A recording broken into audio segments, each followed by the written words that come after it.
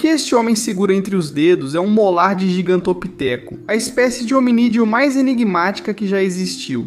Talvez visto assim não pareça grande coisa, mas aqui você vê como ele se compara com um molar humano. É quase 3 vezes maior. E na verdade, acredita-se que o Gigantopithecus black, sendo esse o nome oficial da espécie, foi o maior primata que já existiu na história do planeta, com estimativas de altura que chegam a 3,7 metros e 300 quilos de peso, mais do que o dobro e o triplo dos humanos. Uma criatura assustadora que coexistiu na mesma região com nossos antepassados e com uma aparência muito semelhante a bestas como o Yeti ou o Pé Grande, então será que poderiam estar relacionados? Hoje em dia são lendas sem nenhum tipo de respaldo científico, mas será que é possível que tenham algo de real?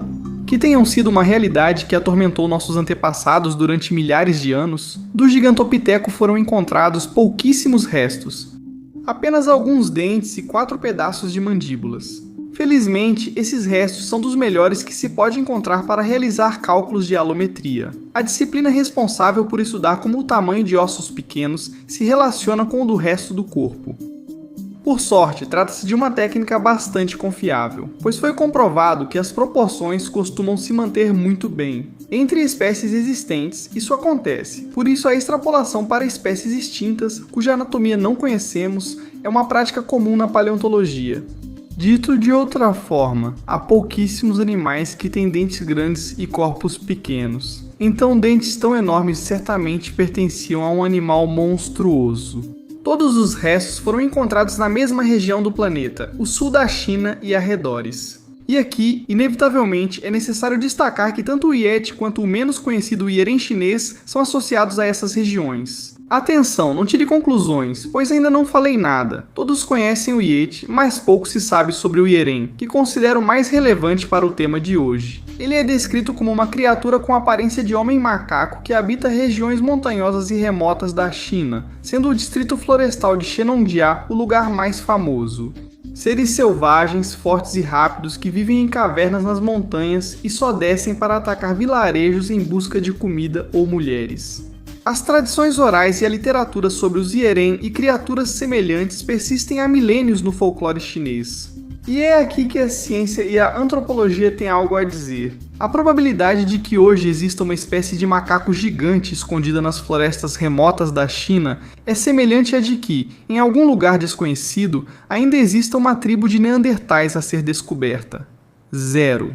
No entanto, vamos lembrar qual é a maior vantagem da espécie humana: a persistência intergeracional do conhecimento. Se um chimpanzé aprende a fabricar e usar uma ferramenta, algo que já foi documentado na natureza, dificilmente ele conseguirá verbalizar, comunicar e, portanto, preservar esse conhecimento com outros membros de sua tribo. A civilização dos chimpanzés pode ter começado várias vezes nos últimos milênios, mas suas invenções ficam estagnadas para sempre. Porque, embora aprendam uns com os outros ideias simples como, por exemplo, pedra para quebrar cascas, eles não têm a linguagem abstrata necessária para transmitir ideias complexas. Para eles, cada geração é como se começasse de novo no mesmo degrau, e cada uma dessas civilizações morre com o indivíduo que a iniciou. Mas nós humanos somos diferentes. Cada geração preserva e transmite todo o conhecimento gerado, e a próxima geração conta com o conhecimento acumulado durante milênios pelas gerações anteriores, que foi transmitido por meio da linguagem, por meio das histórias, por meio das lendas. Nós nos erguemos sobre os ombros de gigantes.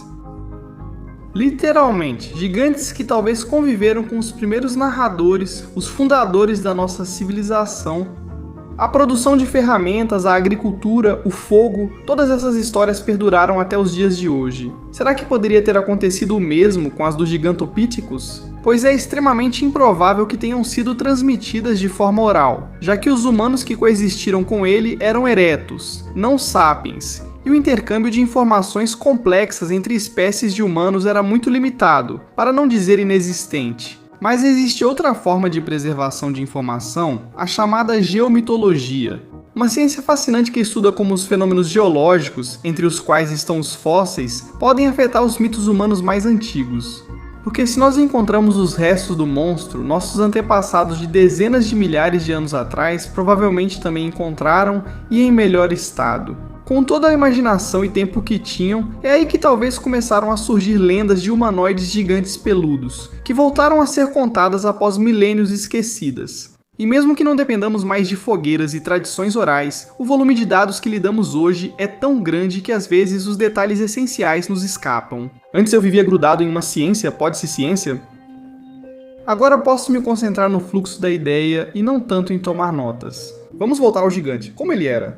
Antigamente, ele era considerado uma espécie de humano, embora hoje saibamos que foi um parente distante dos orangotangos, graças a um sequenciamento de proteínas que pôde ser feita em uma amostra de dente muito bem preservada. Um dos grandes debates é se ele andava ereto. Devido ao seu parentesco com os orangotangos, o esperado é que também fossem quadrúpedes, com algum que outro momento de ficar ereto em situações de perigo para assustar ou como postura ereta, puntual en situaciones de peligro para dar miedo o...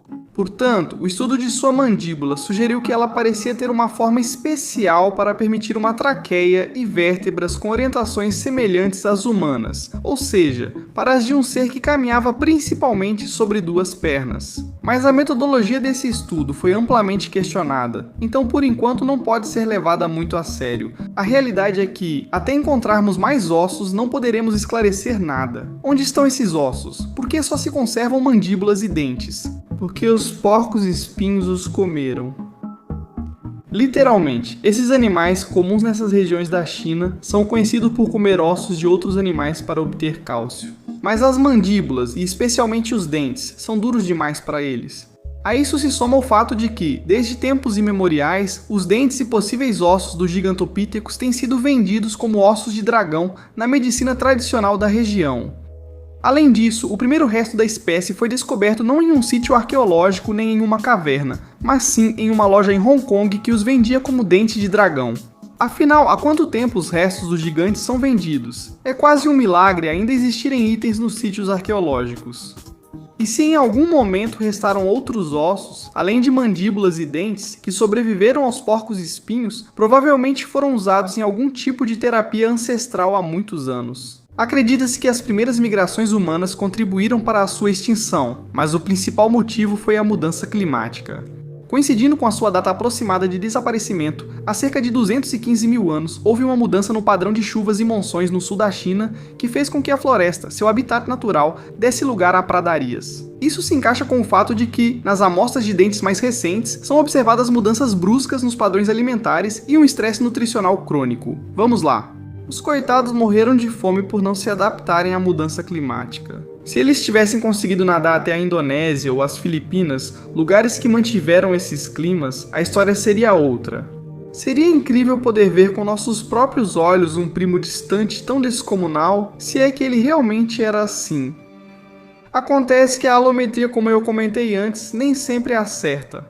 Existem alguns hominídeos primitivos que apresentavam megadôncia pós-canina, um fenômeno evolutivo em que os dentes posteriores ao canino têm um tamanho desproporcionalmente grande em relação aos dentes anteriores. Se esse fosse o caso com o gigantopiteco, então estaríamos diante de um orangotango pequenininho com dentes grandes. Não é o mais provável, mas não se pode descartar. Precisamos de mais restos, um fêmur, uma pelve, uma vértebra, mas talvez não tenha sobrado nenhum. Só o tempo dirá. Até lá só nos restam as lendas. Muito obrigado. Obrigado por assistir ao vídeo e até logo.